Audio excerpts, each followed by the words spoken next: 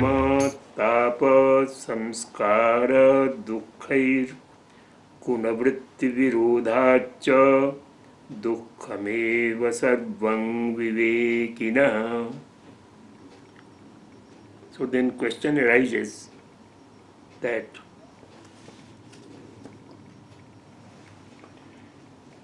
if there are some happy results also forthcoming, so those happy results are most welcome.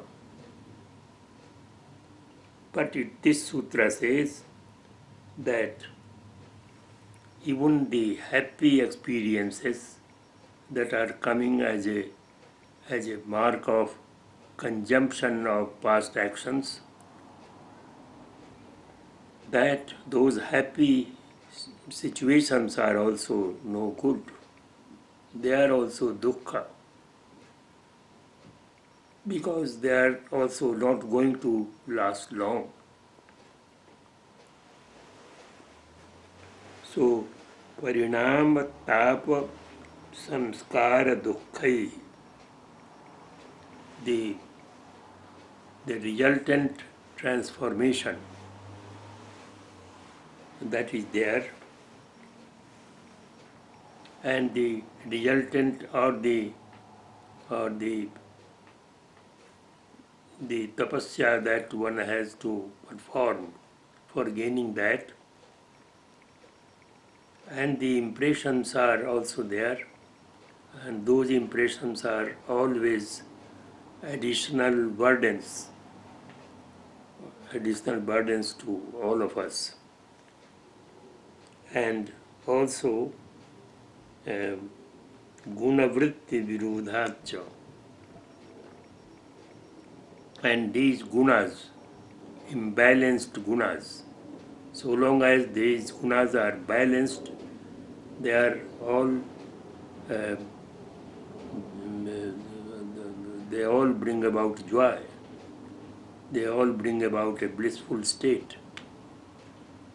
But if they are predominant, then there any result accruing thereto is dukkhameva, is misery and misery alone. So, parinama tapa samskara dukkhair gunavritti virodhacha sarvameva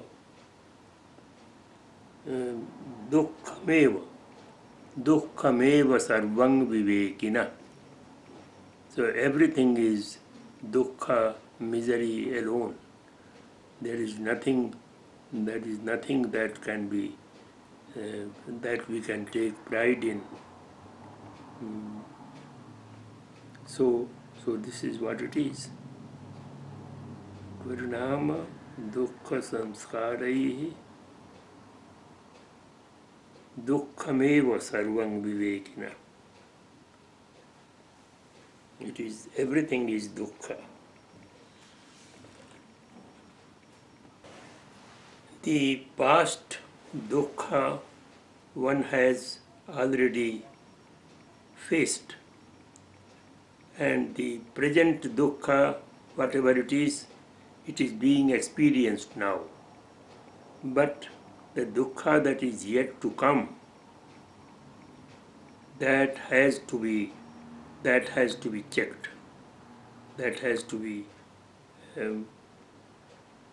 brought under control. So, heyang dukkham anagatam, heyang dukkham anagatam. Anagatam means the dukkha that is coming later on, and the dukkha that is hidden, that also will be there. So that dukkha which is yet to come, that can be controlled in order to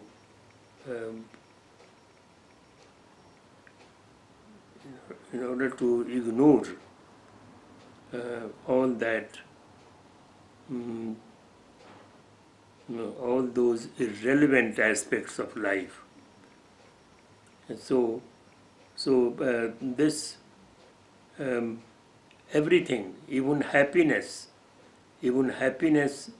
is unhappiness, as a matter of fact. So, so all these miseries that are yet to come have to be controlled, have to be prevented from coming. Heyang dukkham anagatam. Anagatam is that anagatam means bhavishyat. Bhavishyat means future. So future dukkha is to be prevented by meditation. And number 17 says, what is the cause of these kleshas? Drashtri drishyayoh sangyogah heya hetuh. Drashtri drishyayoh sangyogah heya hetuh. And why are these kleshas, how do they appear? So they appear on account of their contact with drashta. And who is drashta? Drashta is the one who sees. So drashti drishyayo samyoga heya hetu. Drashti is drashta, that is consciousness, and drishya is Prakriti is evolute. Prakriti is evolute, the world itself is drishya. So, because drashtri and drishya are very close, they have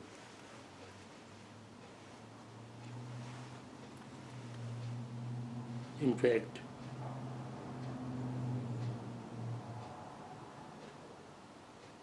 because they come in contact with each other.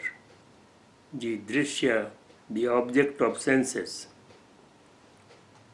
is reflected in the sense organs, and those objects, those very objects of senses, are reflected in the mirror of the mind, and that again is reflected back in the mirror of consciousness, and that is the cause of the klesha. So drashti drishyayoh sanyogaha heya hetuh, and that is why we have to make all efforts to get rid of that contact. Drashti drishyayoh sanyogaha heya hetuh. And heya hetu means that is the cause of that. That is the cause of the desirability to prevent the appearance of that klesha.